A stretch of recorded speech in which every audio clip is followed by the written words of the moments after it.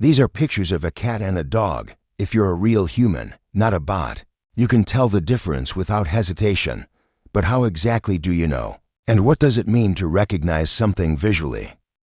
From childhood, we are exposed to thousands of visual examples, photos, cartoons, real animals, toys.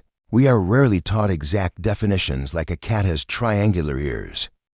Instead, we develop internal patterns, flexible, abstract concepts of catness and dogness. This is called implicit learning. Our brains process repeated exposure and form generalized categories. These categories are not limited to appearance. They include behavior, posture, sound, and context. For example, a cat moves differently from a dog. A dog may bark, seek attention, or wag its tail. These cues help us recognize animals, even when the image is unclear or unfamiliar. Human recognition is robust. We can recognize a dog in a cartoon, a blurry photo, or a stylized drawing.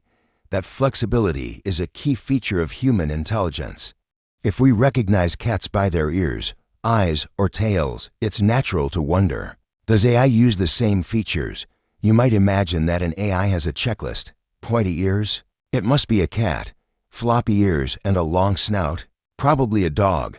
But that is not how AI works. In fact, it doesn't know what an ear is, or what a tail means. It has no understanding of anatomy or context. It doesn't even see the way humans do. So how does it work? Modern AI systems use a method called machine learning, and more specifically, deep learning. They are trained on massive datasets containing labeled images, some labeled cat, others dog. The AI does not know what these labels mean. Instead, it learns to find patterns in the image data that often correlate with each label. A commonly used model is called a convolutional neural network, or CNN. It processes images in layers. Early layers detect simple features like edges and textures. Deeper layers combine those into more complex shapes or patterns. Over time, the model adjusts its internal weights to improve its prediction accuracy. Eventually, it can look at a new image and say, this pattern looks more like a cat than a dog. But importantly, the model has no concept of a cat. It does not understand the object. It only recognizes familiar patterns in pixel arrangements. In short, AI does not interpret. It matches patterns. It does not think. It optimizes.